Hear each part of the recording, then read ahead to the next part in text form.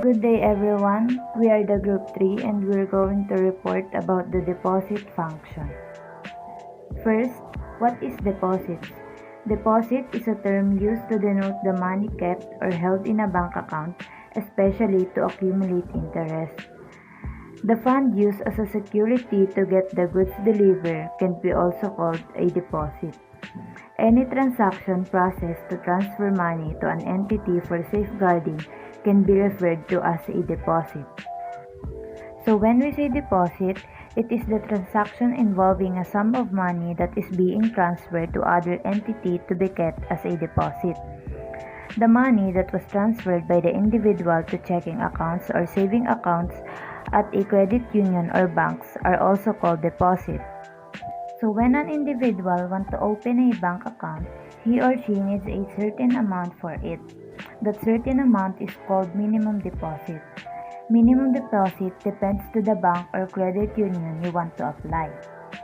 That minimum deposit made into checking accounts are transaction deposits, implying the funds are liquid and available immediately. In addition, deposit is the lifeblood of a bank. In modern times, very few business enterprises are carried out solely with the capital of the owners.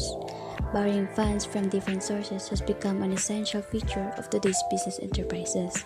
But in the case of a bank, borrowing funds from outside parties is all the more vital because the entire banking system is based on it.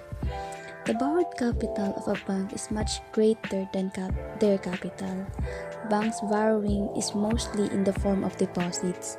These deposits are lent out to different parties. The larger the difference between the rate at which these deposits are borrowed and the rate at which they are lent out, the greater will be the profit margin of the bank. Furthermore, the larger the deposits, the larger will be the funds available for employment. Larger the funds lent out, the greater will be the profit of the banks. It is because of this interrelated relationship that deposits are referred to as the lifeblood of a bank. The deposit is also considering as the liabilities of a bank. The deposit itself is a liability owed by the bank to the depositor. Bank deposits refer to this liability rather than to the actual funds that have been deposited. When someone opens a bank account and makes a cash deposit, he surrenders the legal title to the cash and it becomes an asset of the bank. In turn, the account is a liability to the bank. Depositor can be asset by investing. For example, you invest 1 million with the profit of 100,000 pesos and the 2% is paid to the depositor. It is good to deposit your money in the bank than to put or keep your money in your house, which is hard because of unexpected crisis that possible to happen, like fires on your place or there's a thief or may magnanakaw. So they place their money at the bank that is insured to PDIC and it's safe. Bank deposits. Bank deposits consist of money placed into banking institutions for safekeeping. These are the most common types of deposits: time deposit and demand deposit. Time deposit. This is an investment type of account where the money is deposited for a fixed period and it earns a fixed interest rate at the end of that period. These represent deposits in which are interest-bearing with specific maturity dates and evidenced by certificates or advices issued by the banks in the name of the depositor. Because time deposit is fixed deposit where you can only withdraw it in a certain period of time, you cannot withdraw the money until the end of the period. If not, the depositor will pay a penalty if it is withdrawn early. Because a time deposit is an interest-bearing account, it allows the depositor to earn money at higher rates of interest rather than just a savings account. The fund of time deposit accounts are used by the financial institution. That's why it is recommended by most of the banks because they can use it to loans for other customers and put higher interest rates than the one provided to the depositors. The next type of a bank deposit is demand deposit. A demand deposit is money deposited into a bank account with funds that can be withdrawn on demand at any time. For funds in the account, the bank or financial institution may pay either a low or zero interest rate on deposit. Because demand deposit can be withdrawn on demand at any time, most depositors use demand deposit to pay everyday expenses. Demand deposit has three types: checking account, savings account, and money market account. First is checking accounts. A checking account has most of the features offered by a savings account, but it can grant access to checking facilities. The checking account may earn only zero or minimal interest since demand deposit accounts involve minimal risk. Interest paid may vary based on the financial provider. Checking account is very easy to access anytime, anywhere because you can withdraw from debit cards, ATMs, and writing checks. It also helps the improvement of the liquidity for the small businesses over a short term. That's why it is one of the most common types of demand deposits. Though checking accounts can only earn little interest or sometimes no interest, depends on the financial provider. Common requirement for opening an account: valid ID with photo and signature, initial deposit, minimum 5,000 to 20,000, utility bill reflecting the address. Next is savings account. A savings account is for demand deposits held at a slightly longer duration compared to the short-term use of checking account. Funds in the savings account offer less liquidity, though for an extra fee, money may be transferred to the checking account. Savings accounts are types of demand deposits that is intended for longer period of time. Savings account has more interest rate and lesser liquidity than checking accounts. It also needs a minimum balance. The larger the balance that is held for a long time, the interest rate gets slightly higher. Because the savings needs to mature, you cannot withdraw it or the banks may charges you a penalty for withdrawing it early.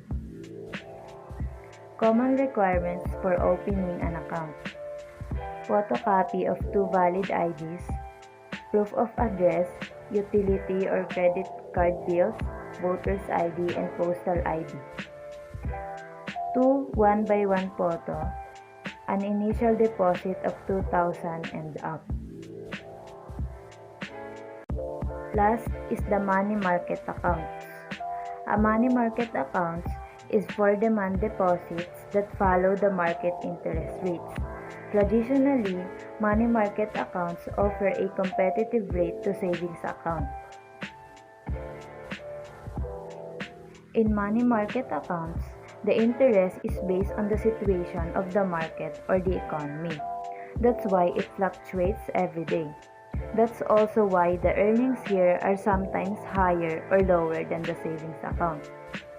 Common requirement for opening an account: minimum investment amount 10,000 pesos, minimum subsequent 1,000 pesos. So now let's move on to the difference between savings account and current account. Saving accounts which allows limited transaction, while a current account is meant for daily transaction. A saving account is one wherein you deposit your savings with the bank, while the current account is one when you deposit money to carry out business transaction.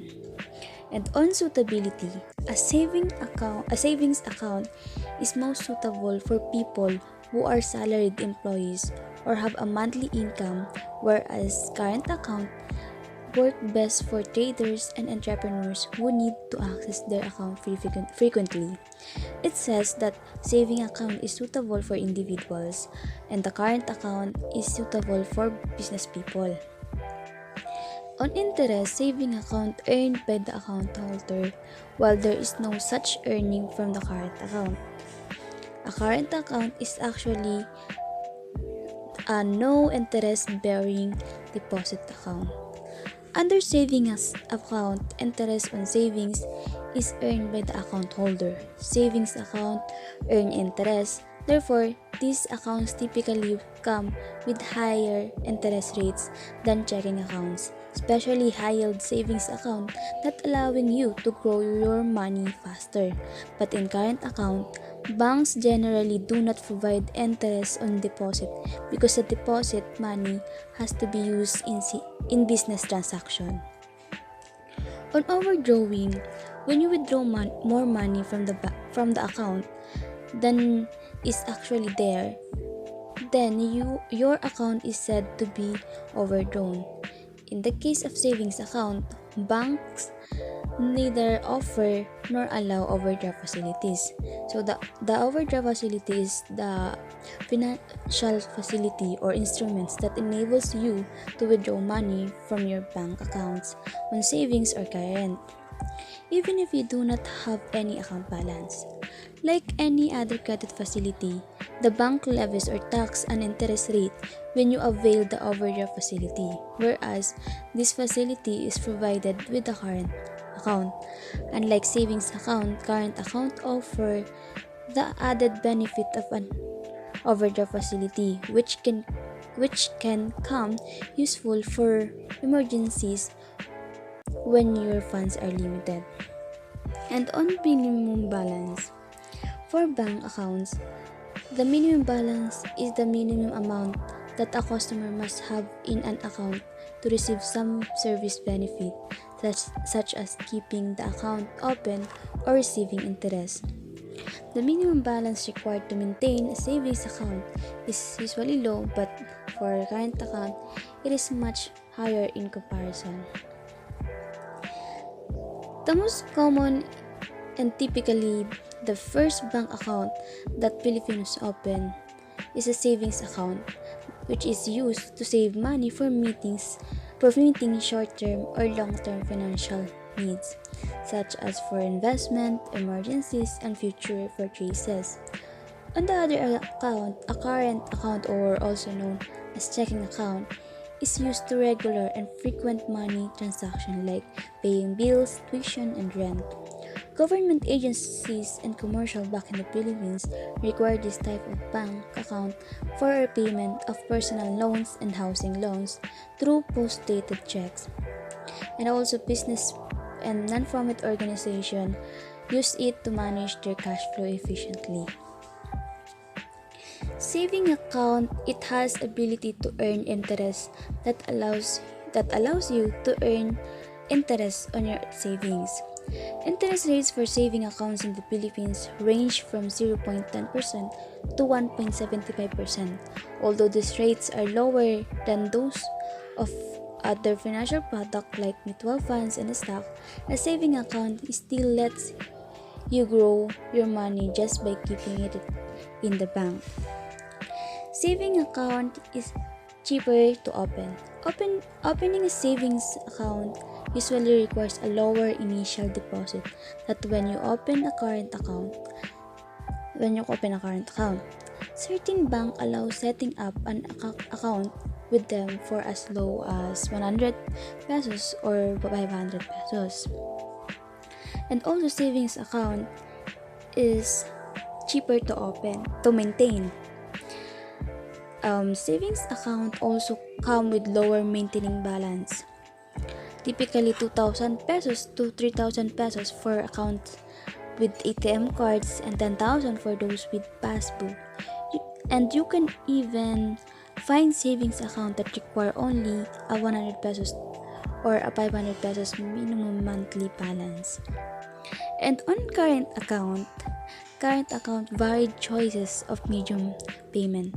Despite the emergence of digital payments tools, checks remain to be one of the preferred payment modes in the Philippines.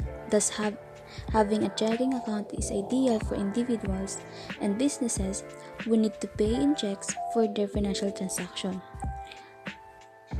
And current account is few or no transaction limits. In generally, banks don't impose limits or caps on the number of checks written or withdrawals made for any period. And current account is more convenient and secure because when you are making payments, checks are safer and easier to carry around than cash. Next is how to open a bank account. Today's banks have emerged as important financial institutions. Banks provide a safe environment and help us manage our financial transaction. First, on how to open a bank account is decide the type of bank account you want to open. There are several types of bank accounts such as savings account, current account, time deposit accounts, and recurring accounts, so a decision regarding the type of account to be opened must be taken. Maybe you know already where you want to uh, bank even if you don't know how to open an account there. And number 2 is approach any bank of choice and meet its bank officer. Once the type of account is decided, the person should approach a convenient bank. He has to meet the bank officer regarding the opening of the account. The bank officer will provide a proposal form or account opening form to open a bank account. Third is fill up bank account opening form or proposal form. The proposal form must be duly filled in all respects.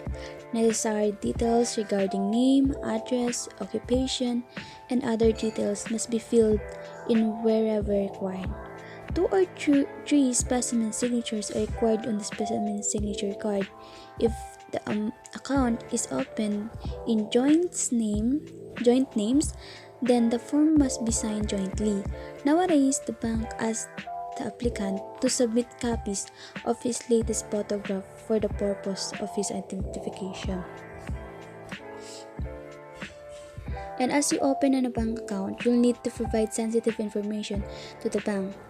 To protect themselves and comply with regulations such as the Patriot Act, banks can't open an account without verifying your identity. Number 4 is give references for opening your bank account. The bank normally requires references or introduction of the prospective account holder by any of the existing account holders for the type of account. The introducer introduced by signing his specimen signature in the column meant for the purpose. The reference or introduction is required for safeguard the interest of the bank. Submit and this is the example of accounts opening form. The 5th one is the submit bank accounts opening form and documents. The duly filled in proposal form must be submitted to the bank along with necessary documents. For example, in case of joint stock company, the application form must be accompanied with the board resolution to open the account. Also, certified copies of articles and memorandum of association must be provided. You'll have to agree to abide by certain rules and accept responsibility for certain activities in your accounts. When you open an account at the bank, you form a relationship based on an important subject, your money. Therefore, you should know what you're getting into.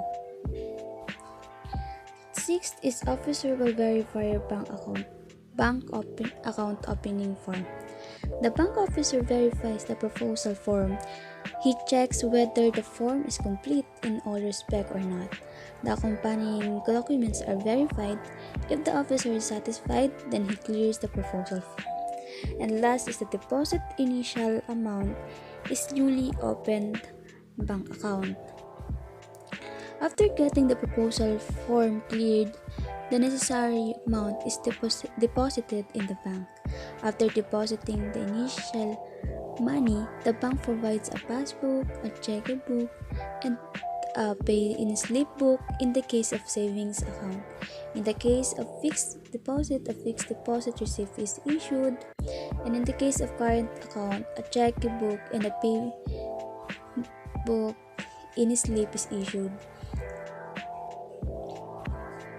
If you're opening a checking or savings account, you'll often need to make an initial deposit into the account, like deposit cash that should be available for spending with your debit card by the next day, and deposit a check or money order. That is, the funds should be available within a few business days after you make the deposit. And set up direct deposit with your employer, that instead of getting a paycheck, your earnings will be sent directly to your new account. And this is the example of passbook and checkbook, which passbook is a booklet issued by a bank to an account holder for recording sums deposited and withdrawn. It is a bank documents given to all bank account holders by the bank, which lists the various transactions that have been made into and out of the account. And checkbook, a book of blank checks with a register for recording checks written. It is a small book containing reprinted paper instrument issued to checking account holder and they used to pay for goods or services. And this is the example of cash transaction slip and payment slip. This is how to withdraw money from an ATM.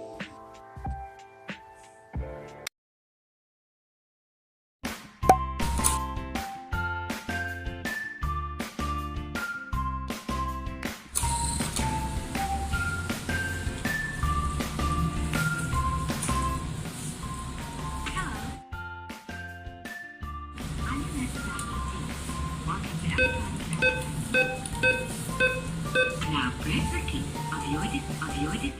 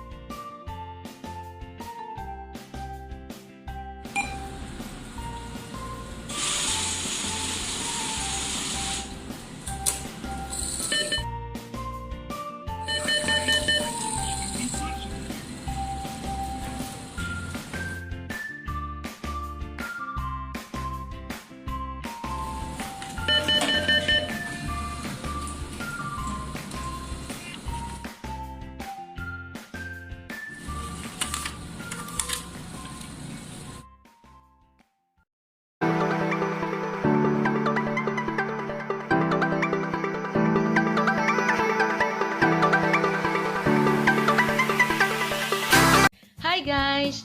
Today I will show you the step-by-step tutorial on how to deposit cash in BDO via Cash Accept machine. Let's go!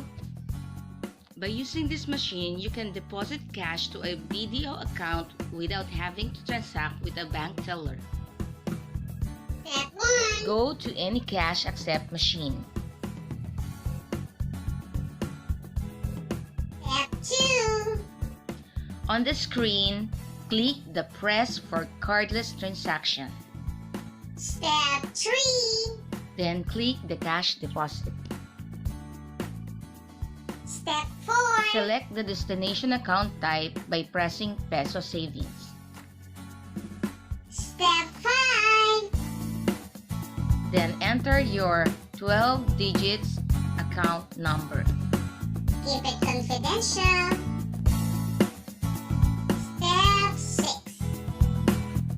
Verify your account number if correct, then press confirm.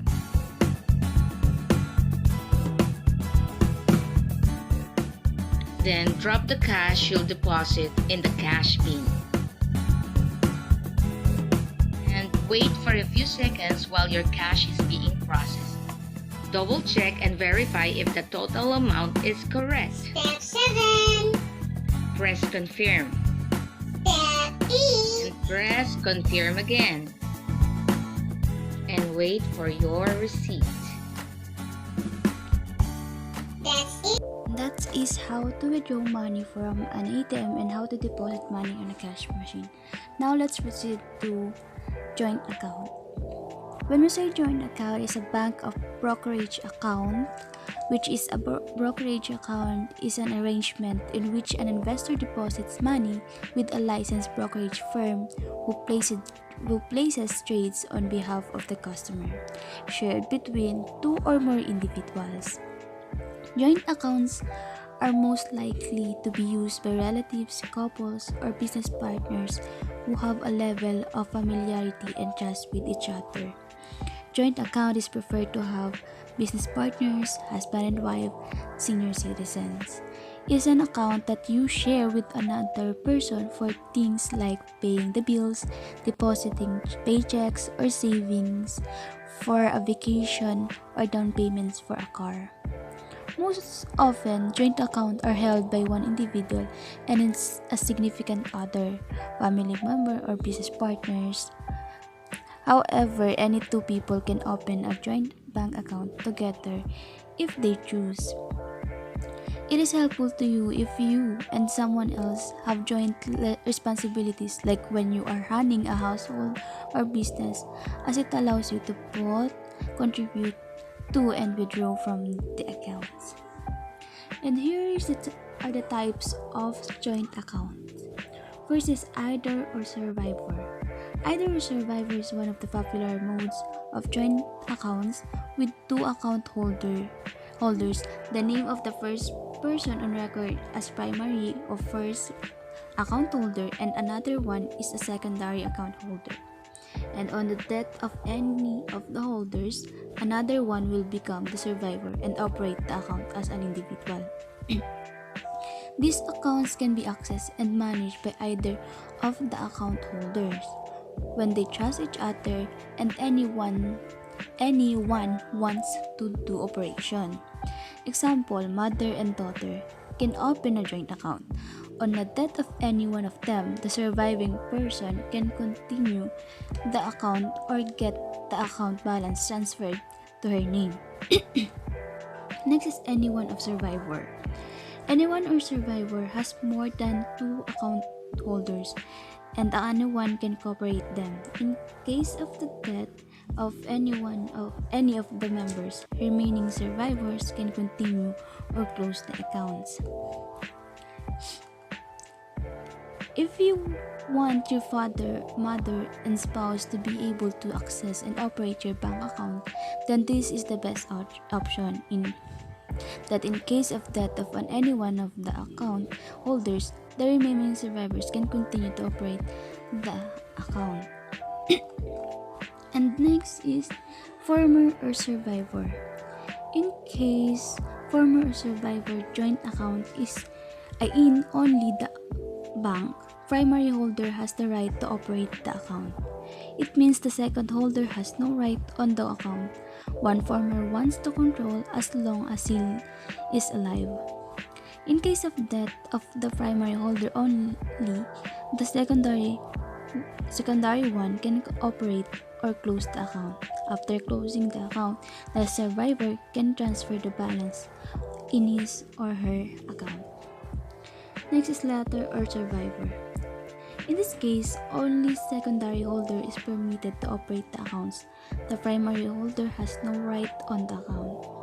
In case of the death of the secondary holder only, the primary one can operate or close the account. Example, husband and wife are the joint account holders. Wife is a second account holder. Then in this case, only wife can operate the account. Only after she is no more can the husband have access to operate the account. Next is jointly. Both or all holders together shall operate the accounts.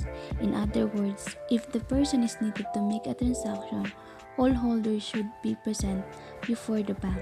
Therefore, in this type of joint account, everyone can control the jointly owned money. If any of the holders dies, remaining holders cannot operate the account further. It will be closed. Bank will pay the balance to the survivors. In this type of account, all the transactions need to be signed and mandated by all the account holders. If any of the account holder dies, then the account cannot be further operated. Then the balance of proceeds shall be payable to survivor. And jointly or survivor. In this option, all holders can operate the account together. However, the survivors can continue the accounts or close the accounts and take the balance. This is similar to jointly option. The only difference being the survivor can continue to operate the account. Alternatively, the proceeds of the account can be transferred to his or her name. And this is example of joint account. Next is corporate account. A corporate account is a catch-all term for a bank account that business use to hold their money. Corporate accounts are often referred to as business accounts. They can be used for investing, saving, or everyday banking. You pay corporate income tax on the money your small business earns when you withdraw it. An investment account for the benefit of the company that requires a corporate resolution listing the names of individuals who may transact business in the company's name. Opening a business investment account allows your enterprise to do with its money what any smart person would want to do with his or her extra money, which is invest it. This means it will be free to grow instead of stagnating, earning virtually nothing in a bank account. These accounts are especially good for businesses that are prone to good years and bad years. Thank you.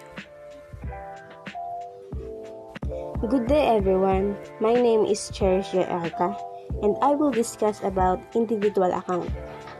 So individual account or individual bank account is a personal account that is used by individual. So a personal bank account is not for business use, but rather for an individual to keep and manage their own personal funds and other assets.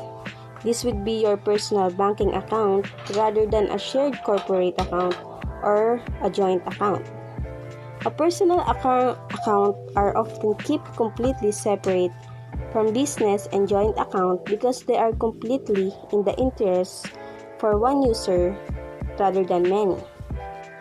There should be only one person depositing and withdrawing money, and therefore security measures will be in place to make sure the right person is accessing the funds. So next is the types of account for an individual. So they are current account, no-frill account, saving plus account, and premium saving account. So when we say current account, it is a type of deposit account maintained by individuals who carry out significantly higher number of transactions with banks on a regular basis. When we say current account, it is a type of deposit account maintained by individuals who carry out significantly higher number of transactions with banks on a regular basis. It is created by the bank on request of the applicants and is made available for frequent or immediate access. Current account also allows to make payments to creditors through the checking facility offered by the bank. So the advantage of current account is that account holders can easily avail overdraft facility up to an agreed limit. So next is no-frill account. It is aimed to offer the most basic banking services to those from the low-income backgrounds. So it is open for poor or lower class people, and this account have some limitations on the usage of these accounts. Next is Saving Plus accounts. It was designed an account to help you build your personal savings. When we say a Saving Plus account, it is a unique savings account that also has a check deposit facility. Saving Plus account helps you to start a simple and easy savings plan while enjoying both the flexibility of a current account and the attractive rates of a fixed deposits. Next is a Premium Saving Account. It is a deposit scheme designed to cater the saving needs of individuals. So when we say Premium Saving Accounts, it is accommodate the individuals who have deposits in higher volume for saving and expect high interest with all banking facility. So the other types of account for individual are term deposit account, special term deposit account, saving bank with checkbook, saving bank account with checkbook, without checkbook, and recurring deposit account. Next is bank employee duties. So most consumer banks require a standard group of employees. Employees work as a part of a team to provide customer service in their assigned roles. So let's proceed who are the bank employees and their duties. First is the teller or bank teller. A bank tellers provide direct service to customers by accepting deposit, cashing checks, and exchanging currency. A bank teller is responsible for the day-to-day financial transaction that customer of a bank need to take care. Teller duties are receiving check or order from customer and providing traveler's check. Bank teller may also be responsible for filling out paperwork, deposit and withdrawal slips, answering the phones, overseeing ATM deposits and withdrawals, and they are required to tally their drawers at the beginning and in the end of the workday. Bank teller qualification or skills needed are customer services, general math skills, verbal communications, you have financial skills, and so on. The teller or a bank teller can help you resolve for your many of the concern you have. So, for example, they can give you information on who is accessing your account and also help you to gather documents to begin to create a budget. So next is customer service representatives. Assist customers in opening new bank accounts, modifying existing accounts, and completing paperwork for products such as certificates of deposits. Customer service representatives also responsible for answering calls, answering questions about the bank's product and services, and connecting them with the proper department. They can also help customers to protect their account by reviewing suspicious activity, reversing transaction, and reissuing compromised debit and credit cards. Duties of bank customer service representatives are resolve problem, provide operational supports, and sell bank products. So when we say resolve problems, resolving issues for banking customer. If a customer's credit card was stolen, they will be the one to cancel the card and provide to the customer with a new card. So provide operational support. When we say it is also work on making sure that consumers or customers are having outstanding banking experience. If a customer is looking to use mobile banking or to try out a new service, they are to provide with information and step-by-step instructions for using service. And last is sell bank products. They are work to inform and suggest new banking products and services to customers. Next employee and its duties is bookkeepers and clerks. So maintain financial records for the banks by posting financial transactions using computer software. So clerks records and create reports from the data. For example, an accounting clerk may regularly produce balance sheet for management for the bank's financial data. Bookkeepers in small banks, bookkeepers may be responsible for all financial institutions' records. In larger banks naman, they may split the duties between accounting and auditing clerks. So next is loan officers. Loan officers meet with applicants and help them to complete loan applications. Loan officers answer questions about different loan types the bank offers and explain contract provisions. It will verify the information and evaluate the applicant's potential to satisfy the loan terms. The duties of loan officers is approve loans within specified limits and refer loans applicants outside those limits to management for approval. Second is meet with applicants to obtain information for loan applicants and to answer about the process. Third is explain to customer the different types of loans and create options that are available as well as the terms of those services. Loan officers' job responsibilities is to develop loan application by evaluating applicant information and documentation, and also approves loan by issuing checks or forwarding application to loan committee and etc. Loan officers' qualifications or skills needed are financial skills, analyzing information, decision making, and negotiation skills, and so on. And last is financial managers. Financial managers examine financial reports and prepare statements for upper management and owners. Financial managers are responsible for financial health of an organization. They provide financial report, direct investment activities, and develop strategies and plans for the long-term financial goals of their organization. Also often work in supervisory roles, managing other employees such as bookkeepers and accounting clerk. In addition, financial managers work closely with upper management, advising on ways to reduce costs and increase profit.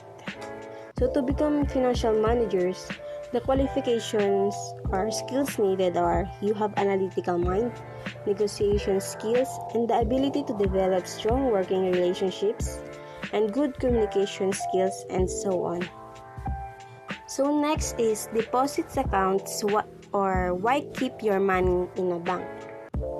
But before that, is it better to keep money in a bank or at home?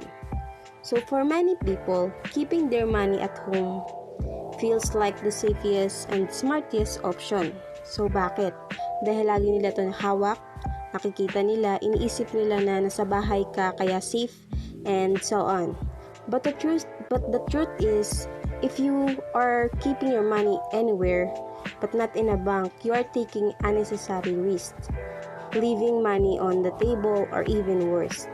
So why keep your money in a bank? First is for the security. Regularly putting or option of your paycheck into a bank account not only helps create a sense of financial stability but also keeps you earning safe. So security, keeping your money in a tangible cash makes it extremely vulnerable. Using a bank account will keep your money safe from the thief, loss, fire, and etc. The PDIC or Philippine Deposit Insurance System at a glance insures deposit up to maximum account by law. It means that the PDIC will return the money to the customer if a bank closes and can't give its customers money. Basically, your money will be federally insured. So if your bank or credit union closes, you will get your money back. Second is for earning interest. Putting your money in a bank allows you to grow your savings through annual interest. You earn interest when you lend money or deposit funds into an interest-bearing account. So when we say interest, it is the cost of borrowing money. When you lend money, you typically get your money back plus a little bit extra. The extra is an amount that what we call interest. In addition, by keeping your money in a bank, you have the ability to earn interest, which is not possible when you keep your money at home. In that way, you are not just letting your funds stagnant, but continuously earning. Then last is the financial protection. You don't need to worry about emergencies like switching careers, house repairs, and hospital bills. Getting a savings account encourages you to keep pooling your income in one place to save you from crucial situations and covering the gaps to keep you out of debt. So for example, when we say unnecessary happened, may mapagkukuhanan ka ng pera pag may mga emergencies. So like switching careers, house repairs, and so on. So that is why keep your money in a bank. So that's all. Thank you. Hello everyone, my name is Angelica, Estrella, and today I will discuss about a check. A check is a document you can issue to your bank directing it to pay the specified sum mentioned in digits as well as words to the person whose name is borne on the check. A check is written order on a credit union, bank or savings institution by the account right owner, payable on the demand to pay to the person named on the check or pay to that person's order or the bearer. Check will be valid for only 180 days as provided in Section 1A6 or Act Number 2031, otherwise known as the Negotiable Instruments Law. A check is considered stale if it is not presented for payment within reasonable time, which under current bank practice is within 180 days or 6 months. Next is the different kinds of check. First is personal check. Personal checks are individual slip of paper issued by your bank that come with your bank routing and account number on them. The date, payee, amount of the check, and signature line are all left blank for the account holder to fill in at the time of payment. Personal check are slip of paper that is processed from your checking account.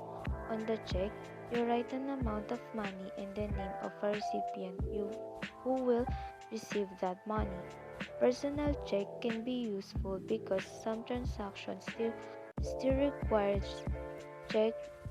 Landlords may insist that tenants pay rent with checks, and some small businesses don't accept credit or debit cards.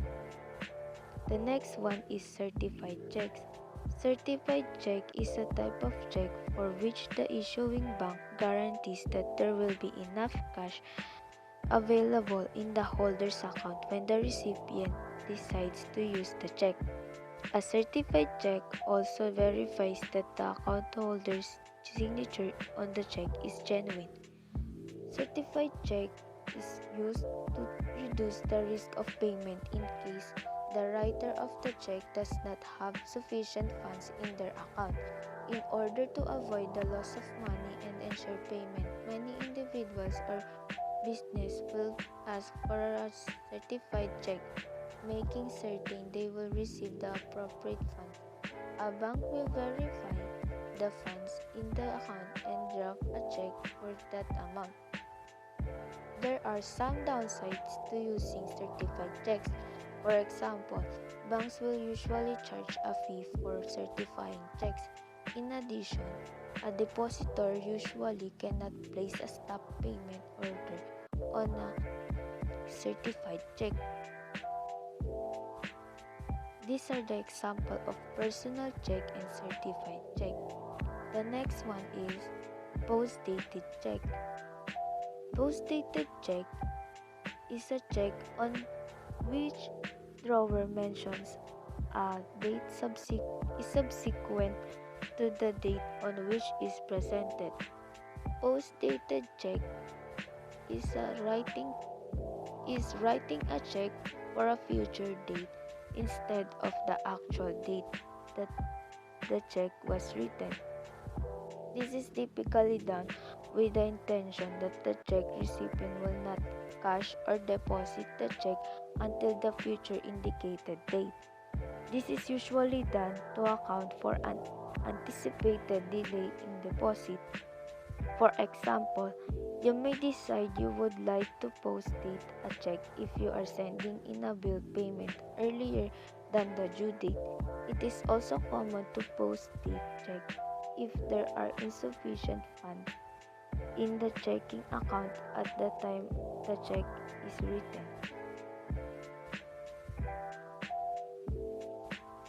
The next one is canceled check. Canceled check is a check that has been paid or cleared by the bank. It was drawn on after it has been deposited or cashed. The check is canceled after it's been used or paid so that the check cannot be used again.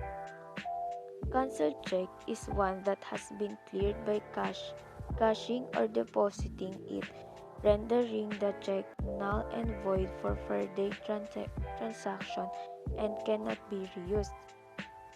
Canceled check indicates that the clearing process has been complete and so canceled check can be used as proof of payment. The next one is bounce check. Bounce check is slang for a check that cannot be processed because the account holder has non-sufficient funds available for use. Banks return or bounce these checks, also known as rubber checks, rather than honoring them, and banks charge the checks writers NSF fees. Bounce check occurs when the writer of the check has insufficient funds available to fulfill the payment amount on the check to the payee. Bounce check written inadvertently by people who simply are unaware that their bank's balances are too low. To avoid bouncing checks, some consumers use overdraft protections or attach a line of credit to their checking accounts. When there are insufficient funds in an account and a bank decides to bounce a check, it charges the account holder an NSF fee. If the bank accepts the check but it makes the account negative, the bank charges an overdraft fee. There is a law that is implementing here in the Philippines about bounce check, which is anti-bouncing check law. In order to afford protection to business and the public in general and prevent the circulation of worthless checks, Bang Batas Pambansa Bilang 22, also known as an act penalizing the making and the drawing and issuance of a check without sufficient funds or credit and for the other purposes, was approved in 1979. These are the example of cancelled checks and bounce check. The next one is cashier's check. Cashier's check is a secure way to make large payments. The check itself is written by a financial institution such as a bank or credit union against its own funds. Cashier's check can be preferred way to pay in certain financial situations when you need to make a large payment or you're concerned about payment security. This type of payment is guaranteed by the bank, which can offer reassurance to payees that the check won't be returned for insufficient funds. The next one is traveler's check. Traveler's checks are generally used by people traveling to foreign countries. They are purchased for set amounts and can be used to buy goods and services or be exchanged for cash. Traveler's checks are prepaid fixed amount and operates like cash. Major financial service institutions issues traveler's checks and banks and credit unions sell them, though their ranks have significantly dwindled today. In the Philippines, traveler's checks rarely accepted for exchange in the Philippines. Plan on using your card in ATM to get local currency. For additional security, diversity your travel money. Travel check is the product is typically is used by people on vacation in foreign countries. Please take note that American Express, Visa, and AAA are among the companies that still issue travelers' checks. The next one is cross checks or crossing of checks. Cross check are a cross check is a check that is crossed with two parallel lines, either through the top left-hand corner of the check or horizontally across the whole check. This double line notation signifies that the check may only be deposited directly into a bank account. Crossing a check provides specific instruction to a financial institution regarding how the funds can be handled. Most commonly, cross checks ensure that a bank strictly deposits the fund into an actual bank account. These are the example of traveler's check and cross check. The next one is stale check. Stale check is one presented to a bank after a specified time, typically 6 months. While a stale dated check is not necessarily invalid, banks may deem it an irregular bill of exchange and refuse to honor it. Stale check is one which is not presented for payment within a reasonable time after its issue. It is valueless and therefore should not be paid. The constitute reasonable time within which the check should be presented for payment. If that reasonable time expires, the check becomes stale and will no longer be accepted by the bank. In a case, a check payable on demand which was long overdue by about 2.5 years was considered a stale check. In another case, Supreme Court referred to the banking practice which considered a check becoming stale after more than 6 months. The next one is bearer check. Bearer check is the same as cash because no one has been designated as the payee in the line marked pay to the order of. Whoever is bearing or holding the check can be bearer and can cash the check for the amount stated. Bearer check can be used to be payable as cash or bearer with a specific name. The bearer check does not have the word bearer on the check. The check is payable over the counter to the bearer or the presenter of the check by the drawing bank. These are the examples: stale check and bearer check. aka bank card, plastic card, or check card. A plastic payment card that can be used instead of cash when making purchases. It is similar to a credit card, but unlike credit card, the money is immediately transferred directly from the cardholder's bank account to pay for the transactions. Debit cards are similar to ATM cards. You can use it with your PIN to withdraw cash from your bank account at your bank's ATMs. You can spend only the amount in your account. Make sure your card is safe at all times. Term deposit tricks. Your main goal in opening a term deposit is probably either to earn a steady return or to keep your stash safe, or it can be both. Here are a few tips to get the most out of your term deposit. Create a budget. If you're locking a chunk of your money away in a term deposit, you should first have a strategy to live without that money, which means having a separate emergency fund. This minimizes the chance of having to withdraw early. A high-interest savings account might be a good place to keep this extra stash. Tighten up your everyday budget. Not having access to that lump sum of money might mean you need to cut back some of your frivolous spending and keep your accessible cash for really necessary costs like rent and groceries. Keep track of your money. Your bank will contact you when your term deposit is about to reach maturity, but it's also a good idea to set your own reminders. Plus, you'll want to have a plan ready for what you're going to do with the funds. If you delay deciding too long, you might accidentally find yourself locked into a rollover term. Choose the right term for you.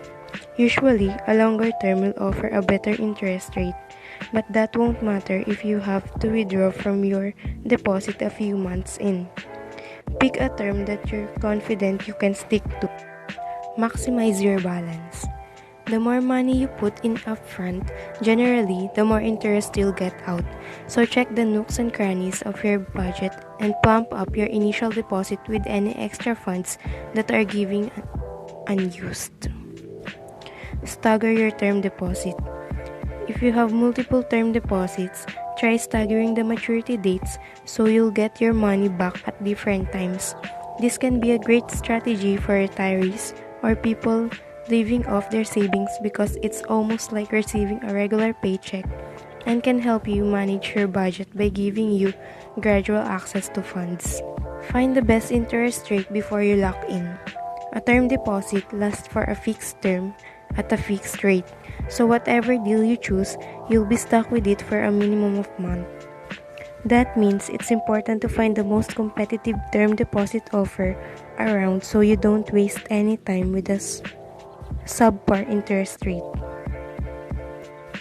Common term deposit traps. Some of common mistakes people make when using a term deposit as a saving strategy. These pitfalls will lower the amount of interest you earned, so don't get tripped up. Early withdrawals. This is the number one trap when it comes to term deposits, and it can seriously damage how much interest you earn. When you withdraw early, not only you will pay penalty fees, but the bank can also reduce the amount of interest you'll earn. So once you put your money away in the term deposit, it's hands off until the maturity date. The 31-day notice. It's become more and more common for banks to require a 31-day notice period before you can make an early withdrawal on your term deposit. If you're withdrawing because an emergency has cropped up, this could be a problem. Combat the notice period by having a different emergency fund in reserve outside your term deposit. Rollover deals. If you forget to make arrangements for when your term deposit matures, it may roll over into a low interest term. Once it goes, you'll be locked in for the length of that term and penalty fees will apply for withdrawals. The same as your original deal. With certain banks, your money can even be shifted into a holding account where you won't earn any interest at all. Sticking with your current bank because it's easy. Accepting term deposit and offer from your regular bank without comparing the other options is a big mistake. It could mean missing out on lots of potential interest, especially if you're banked with one of the most major banks, which generally offer lower rates. Look around before choosing where to stash your cash, but remember to check that the bank will pay your term deposit interest into savings account with your regular bank, as not all offers have this option. Some will instead require you to have a savings account or bank account with the same bank for interest to be paid into. Interest rate envy. The grass is always greener on the other side. Realizing that you've locked into a rate that's not as good as it could have been is really disappointing and could cost you big in the long run. So make sure you compare interest rates and find the best deal around before locking in. That's all.